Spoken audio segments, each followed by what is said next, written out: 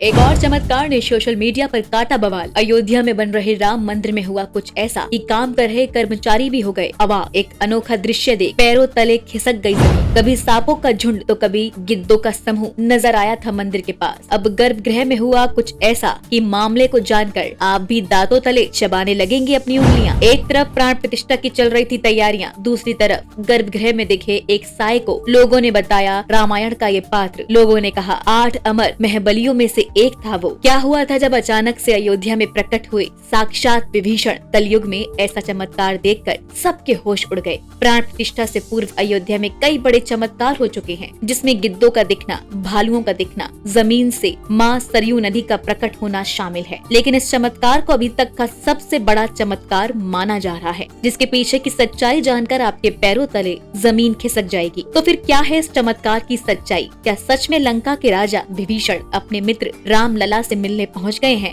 क्या विभीषण आज भी जीवित हैं? ऐसे कई रहस्यों से पर्दा उठेगा आज की इस वीडियो में। अयोध्या में राम मंदिर की प्राण प्रतिष्ठा की तैयारी जोरों शोरों से चल रही है। 22 जनवरी को राम लला को गर्भगृह में स्थापित किया जाएगा। हर राम भक्त को इस दिन का लंबे समय से इंतजार था। अयोध्या में 22 जनवरी से लेकर 25 मार्च तक कई खास कार्यक्रम का आयोजन किया जाएगा। बता दें, सनातन धर्म में किसी भी मूर्ति की प्राण प्रतिष्ठा बहुत महत्वपूर्ण मानी जाती है। प्राण प्रतिष्ठा मूर्ति स्थापना के समय की जाती है। किसी भी मूर्ति की स्थापना के समय उस प्रतिमा रूप को जीवित करने की विधि प्राण प्रतिष्ठा कहलाती है। प्राण शब्द का अर्थ जीवन शक्ति और प्रतिष्ठा का अर्थ स्थापना होता है। ऐसे में प्राण प्रतिष्ठा का अर्थ जीवन शक्ति की स्थापना करना या देवता को जीवन में लाना होता है। बिना प्राण प्रतिष्ठा के कोई भी मूर्ति पूजा के योग्य नहीं मानी जाती है। मान्यता है कि प्राण प्रतिष्ठा के जरिए मूर्ति में जीवन शक्ति का संचार होता है और वह मूर्ति देवता के रूप में बदल जाती है। अर्थात अब साक्षात प्रभु श्री राम अयोध्या राम मंदिर में निवास करने वाले हैं। और जब स्वयं प्रभु एक बार पुनः अयोध्या आ रहे हैं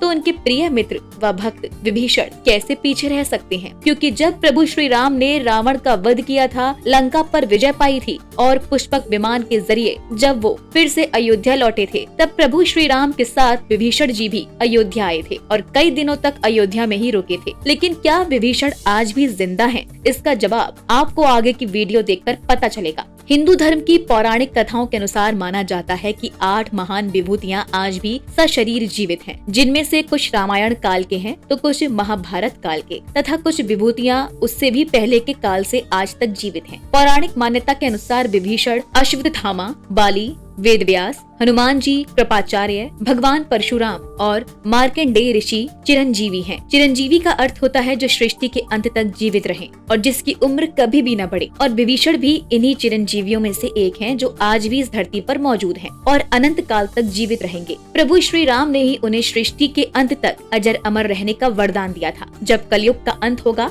उस समय भगवान विष्णु एक बार फिर से अवतार लेंगे, जिसका नाम कल्कि होगा। तब ये 8 चिरंजीवी भगवान कल्कि का साथ देंगे और फिर से सतयुग की स्थापना करेंगे। इसलिए जब कुछ मजदूरों ने राम मंदिर के गर्भगृह में एक दिव्य व्यक्ति को देखा तो सबको यकीन हो गया कि हो न हो वे विभीषण ही थे जो गर्भगृह में चक्कर लगा रहे हैं। Bureau report TNF today.